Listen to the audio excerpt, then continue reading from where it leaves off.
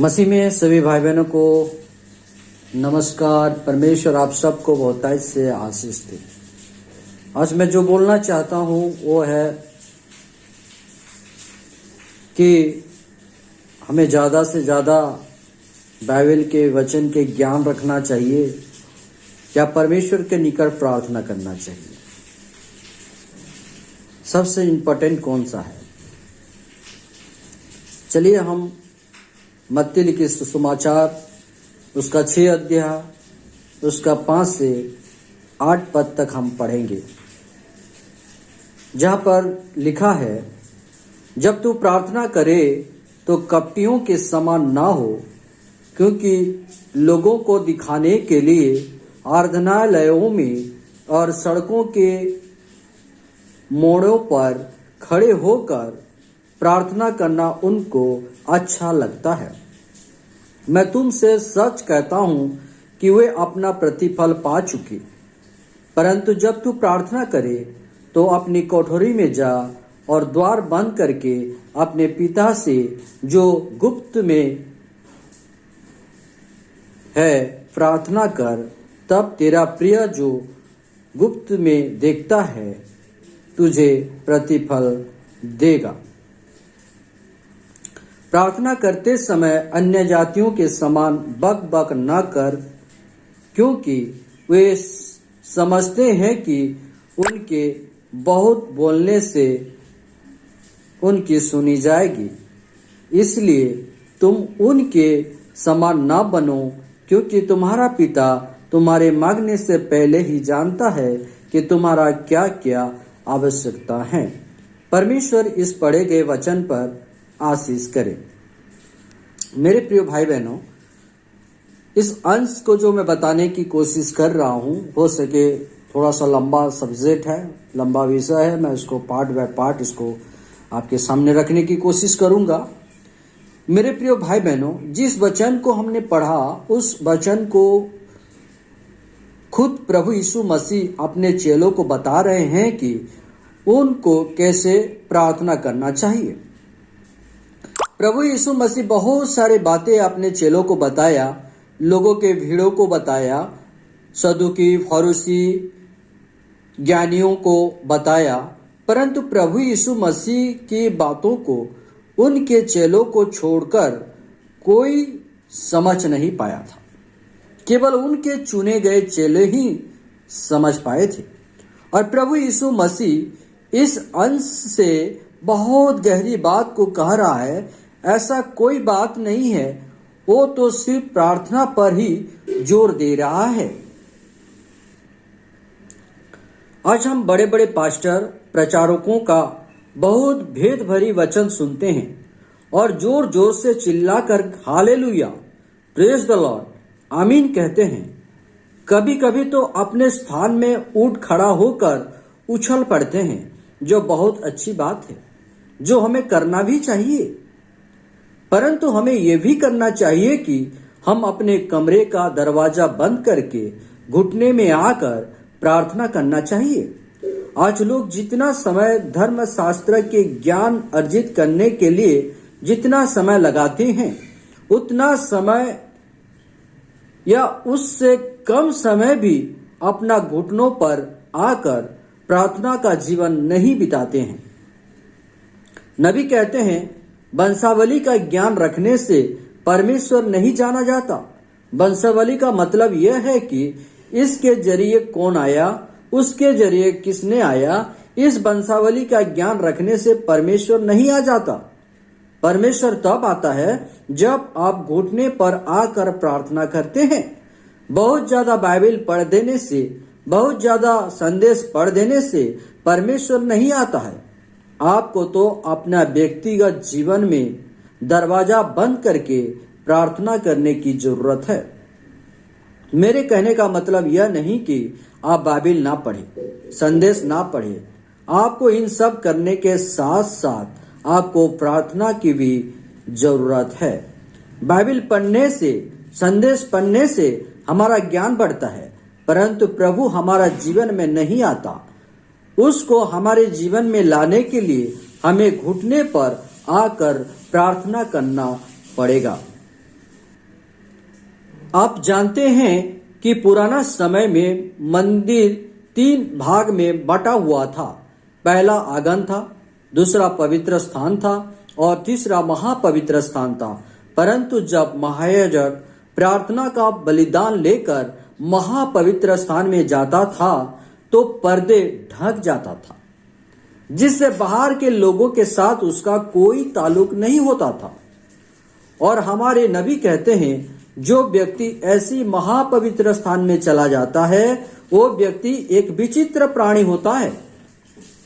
परंतु बाहर के लोग उसे गलत समझते हैं, उसको बुरा भला कहते हैं। उस लड़कों को देखो, आज को आधुनिक युग में भी इसका वेशभूषा ऐसा ही है कि वो दादी माँ जैसा लगती है, दादा जैसा लगता है। पुरुष पर हंसते हैं कि यह मर्द का बच्चा नहीं है, ना तो सिगरेट पीता है, ना तो ताश खेलता है, ना तो शराब पीता है। इसे तो चूड़ी पहन लेना चाहिए। परंतु बाहर वाले यह नहीं जानते हैं कि वो लड़का वो लड़की महापवित्र स्थान में चला गया है और बाहर वालों के साथ उसका कोई संपर्क नहीं है। वो बाहर की कोई बात को नहीं सुनता, अगर सुन भी लेता है तो उस पर ध्यान भी नहीं देता, क्योंकि वो पर्दे के भीतर पाया जाता है। इसलिए प्रभु यीशु मसीह कहते हैं, जब तुम प्रार्थना करने जाते हो आप दरवाजा बंद करके प्रार्थना करो, क्योंकि आप एक महापवित्र स्थान में प्रवेश करते हो जहां आप सिर्फ परमेश्वर के साथ मुलाकात करने जाते हो। प्रार्थना एक बहुत गंभीर बात है। आपको इससे कोई मतलब नहीं है कि बाहर अंधेरा है या बाहर उजियाला है, बस आपको दरवाजा बंद करके प्रार्थना करना है। प्रार्थना के जरिए आप और परमेश्वर एक लाइन में आ जाते हैं। प्रार्थना यह नहीं कि आप घुटने में आ गए, आंखों को बंद कर दिए और आपने कपड़े के बारे में सोचने लगे कि किसको सिलाना के लिए दूं, या आपको किसी के घर को घूमने जाना है, यह सोच रहे हो और प्रार्थना में बैठे हो। ऐसा नहीं होना चाहिए। मेरे प्रिय भाई बहन, कभी कभी जब हम प्रार्थना करने जाते हैं बहुत सारे बातें हमें याद आता है। राशन लाना है, होमवर्क करना है, किसी के पास पैसा देना है, यह सारे बातें हमें प्रार्थना के समय याद आता है और हमारी प्रार्थना में बाधा डालता है। और आपके दिल दिमाग में जब तक यह सारे बातें आते रहेगा, आप परमेश्वर के साथ मेल मिलाप नहीं कर सकते। आप गिरजे आ सकते हैं, परंतु आपका ध्यान किसी और चीज पर है तो आपका गिरजा, आपका प्रार्थना, आपका उपासना बेकार हो जाता है। नबी कहते हैं, जब आप प्रार्थना करने जाते हो और कहते हो प्रभु जान को ठीक कर दो, उसको ठीक कर दो, परंतु नबी कहते हैं यह प्रार्थना नहीं है। अगर यह प्रार्थना नहीं है तो यह क्या है? यह शब्द का बार बार रिपीट करना है, बार बार एक ही शब्द को दोहराना होता है। प्रार्थना तो वही होना चाहिए कि आपको एहसास होना चाहिए कि आप परमेश्वर के हजूरी में हैं। और जब आप प्रार्थना करने जाते हैं, आपको परमेश्वर की गुणों को तारीफ करना होता है। आप यहोवा है, आप यहोवा शालोम है, आप अल्फा ओमेगा है, आप आदि और अंत है, तू चंगा करने वाला है, तू उद्धार करता है। परंतु आप तब तक आपका तारीफ नहीं कर सकते जब तक उसका अनुभव आपके अंदर में नहीं हो जाता। जब आप कहते हैं प्रभु तू जिंदा खुदा है, तो आपके अंदर यह विश्वास होना चाहिए कि वो वास्तव में जिंदा खुदा है। जब आप कहते हैं प्रभु तू चंगा करने वाला है, तो आपके अंदर यह विश्वास होना चाहिए कि वो वास्तव में चंगा करने वाला है। पहली बात, जब आप प्रार्थना करने जाते हैं, आप पहले परमेश्वर का तारीफ करें, क्योंकि वो आदर पाने के लिए योग्य परमेश्वर है। वो भेड़ों की बलि से नहीं परंतु मुंह की बलि से प्रसन्न होता है। उसको तारीफ किए बगैर मांगना चालू ना करें कि मुझे वो चाहिए, मुझे वो दे दीजिए। पहले तारीफ करें, फिर जो मांगना है उसे मांगिए। हमारे नबी कहते हैं प्रार्थना हालतों को, परिस्थितियों को बदल देती है। प्रार्थना मुर्दे को जिला देती है, बीमारियों को चंगा करती है। प्रार्थना पापियों को धार्मिकता में बदल देती है। पाप, मौत, बीमारी, हालात, इन सब का रचयिता शैतान है, दुष्ट आत्मा है। नबी कहते हैं, हम पिकनिक पार्टी में नहीं हैं कि मौज मस्ती करें। हम युद्ध के मैदान में हैं, जहां हमें पाप, मौत, बीमारी, हालात के साथ लड़ाई लड़नी है, क्योंकि ये सब शैतान का हथियार है जो वो आपके पास भेजता है। और शैतान इन सब को भेजने के लिए फुल टाइम काम करता है, वो चुप नहीं बैठता है। इसलिए नबी कहते हैं, प्रार्थना एक ऐसा हथियार है जो इन सारे शैतान के हथियारों को तोड़ डालता है। इसलिए हमें निरंतर प्रार्थना की जरूरत है, क्योंकि शैतान फुल टाइम लगा हुआ है। पाप का दुष्ट आत्मा, बीमारी का दुष्ट आत्मा, हालात की दुष्ट आत्मा हमारे आसपास 24 घंटा घूमते रहता है। इसलिए हमें निरंतर प्रार्थना की जरूरत है। तो उसका क्या होगा जो सिर्फ रविवार के दिन ही दुआ प्रार्थना करता है? उसका क्या होगा जो चर्च में, आराधनालय में, उपासना में ही प्रार्थना करता है? नबी कहते हैं, बहुत सारे ऐसे लोग हैं जिनके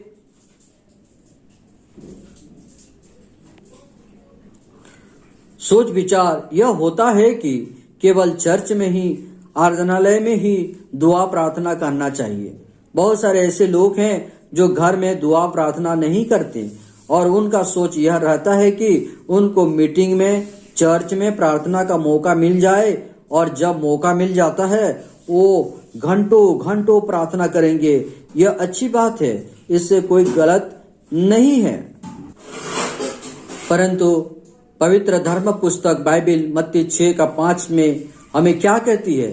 जब तू प्रार्थना करे तो कपटियों के समान प्रार्थना नहीं करना, क्योंकि वे लोगों को दिखाने के लिए चर्च में, आराधनालय में, मीटिंग में और सड़कों के मोड़ पर, भीड़ वाले जगह पर दुआ प्रार्थना करने को पसंद करते हैं।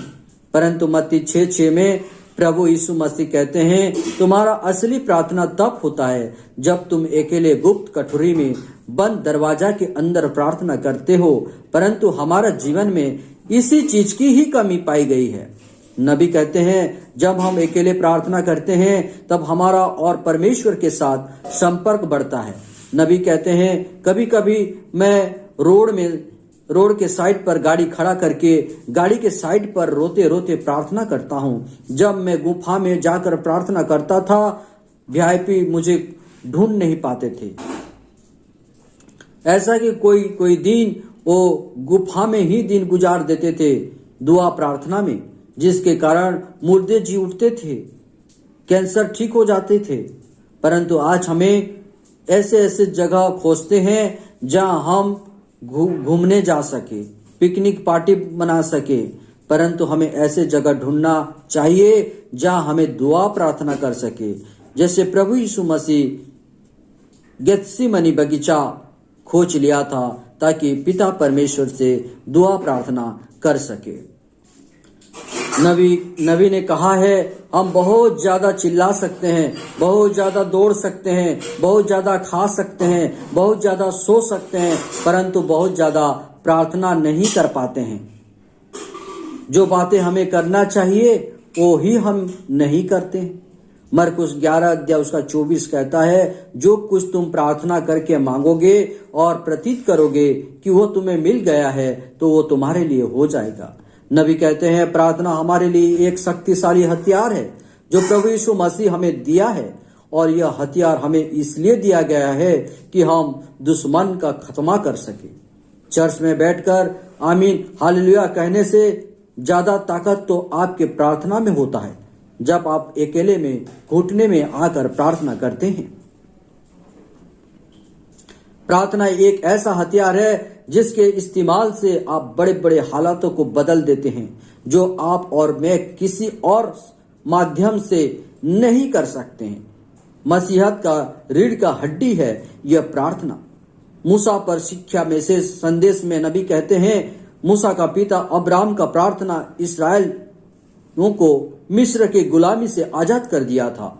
अब्राम दिन में ईंट का निर्माण करके परिश्रम करता था, पीठ पर चाबुक के मार खाता था और शाम को घर आता था तो उसका पत्नी योकेबेद यह देख कर रोती थी, उसका मलहम पट्टी करती थी। उसके बाद अब्राम अपने घर के ऊपर कोठरी जाता और घुटने पर रात भर बिना खाए प्रार्थना करते रहता था।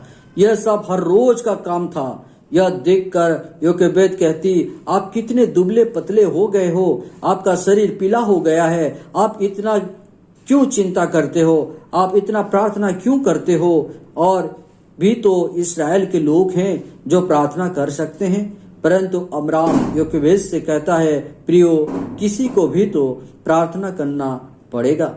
परंतु अब्राम कहता है, मैं हर रोज प्रार्थना करता हूँ इस्राएल के गुलामी आजाद के लिए, परंतु हर रोज और ज्यादा हालात बिगड़ते चला जा रहा है। ऐसा लग रहा है कि परमेश्वर प्रार्थना को नहीं सुन रहा है। योकेबेद कहती है, प्रिय अब्राम, आप ही हमें परमेश्वर पर भरोसा विश्वास करने के लिए ढाढ़स देते हो और आप ही कमजोर हो जाओगे तो क्या होगा? अब्राम कहता है, मैं आज ऐसा प्रार्थना करूंगा जैसा मैं आज तक कभी नहीं किया हूं। और नबी कहते हैं, आज हमें ऐसे ही प्रार्थना की आवश्यकता है जो हमने पहले कभी किया ही नहीं। आप जब प्रार्थना करने जाते हो, आप यह नहीं कहें कि प्रभु अमुक अमुक को आशीष दीजिए। परमेश्वर ऐसे प्रार्थना को अधिक रुचि नहीं लेता। आप जब प्रार्थना करते हैं, मुख्य मुद्दे पर प्रार्थना करें। परमेश्वर कभी कभी हमारे परीक्षा लेता है, इसलिए हमारा प्रार्थना का उत्तर तुरंत नहीं मिल पाता है। अब्राम 23 साल प्रार्थना की, परंतु नबी कहते हैं हमें प्रार्थना करना नहीं छोड़ना चाहिए। हमें तो हर समय प्रार्थना करना चाहिए। इससे कोई मतलब नहीं है क्या होता रहता है, पर हमें प्रार्थना जारी रखना चाहिए। और एक दिन अब्राम के पास परमेश्वर का फरिश्ता आता है और अब्राम से कहता है, अब्राम, मैं परमेश्वर का फरिश्ता हूँ, परमेश्वर तेरी प्रार्थना सुन लिया है। वह एक छुड़ाने वाला भेजने आया है, भेजने जा रहा है। उसने जो प्रतिज्ञा अब्राहम के साथ किया था वो उसे याद है कि तुम उस देश की वारिस होंगे। अब्राहम, तू प्रार्थना करने में बहुत बड़ा भाग अदा करने जा रहा है, क्योंकि तू प्रार्थना करने में वफादार था। और अगले वर्ष के लगभग इसी समय योकेबेद, तेरी प्यारी पत्नी, एक नन्हे से लड़के को गले लगाने जा रही है और वह छोटा लड़का छुड़ाने वाला होगा। देखा, किसी ना किसी को प्रार्थना करते रहना चाहिए। नबी दानियल की 70 सप्ताह मैसेज में कहते हैं, दानियल कोई अपराधी मनुष्य नहीं था, परंतु वो अपने लोगों के लिए दिन में 3 बार दुआ करता था। दानियल यह नहीं देखता था कि कोई प्रार्थना करता है या नहीं, कौन प्रार्थना करता है या नहीं, कौन संदेश पढ़ता है या नहीं, कौन चर्च जाता है या नहीं, कौन दशमांश देता है या नहीं, कोई दान देता है या नहीं। आपको देखना नहीं है, परंतु आपको परमेश्वर के वचन के अनुसार करते जाना है। नबी कहते हैं, परमेश्वर का दूत आपके घर में आते हैं, परंतु आपका घर का माहौल चर्च का जैसा माहौल होना चाहिए। नबी पुनरुत्थान जी उठना मैसेज में कहते हैं, आज परमेश्वर का दूत हमारे घर में विजिट करने क्यों नहीं आते हैं? परमेश्वर बाइबल में अब्राम, लाजार, जकरिया के घर में विजिट करने आए थे। आपके घर में क्यों नहीं आएंगे? क्योंकि आप सब आधे रात भर ताश खेलते हैं, फेसबुक, इंस्टाग्राम, व्हाट्सएप चलाते हैं, तो परमेश्वर का दूत क्यों आएगा? जब परमेश्वर दानियल को बता दिया कि और 2 साल बच्चा है अंत समय के लिए, तो दानियल ने यह प्रचार नहीं किया कि मुझे यिर्मयाह की पुस्तक समझ आ गया है कि अंत समय के लिए और 2 साल बचा है। वो प्रचार करने के बजाय वो घुटने में प्रार्थना करने लगा, हो सके संदेश हमारा ज्ञान बढ़ा सकता है, परंतु हमारे हालात प्रार्थना बदल देती है। इसलिए निरंतर हमें प्रार्थना की जरूरत है। परमेश्वर इस छोटे से वचन के जरिए आप सबको बहुतायत से आशीष दे।